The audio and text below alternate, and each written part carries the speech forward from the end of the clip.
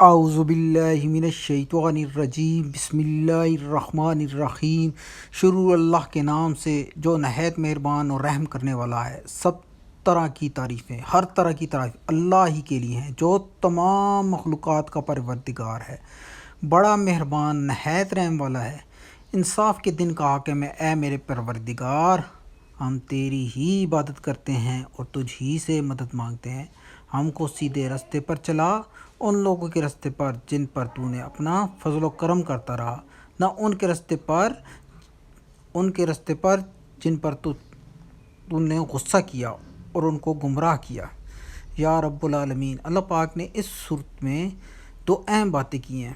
ایک تو قیامت کے دن کا حاکم صرف اللہ پاک ہے، دوسرا عبادت جو ہے وہ اللہ پاک کے لیے ہے، اور انسانوں کے لیے اس میں ہے کہ انسانوں نے صرف مانگنا ہے کہ اللہ پاک ہم تیری ہی عبادت کرتے ہیں اور تجھ ہی سے مدد مانگتے ہیں، ہم کو سیدھے راستے پر چلا۔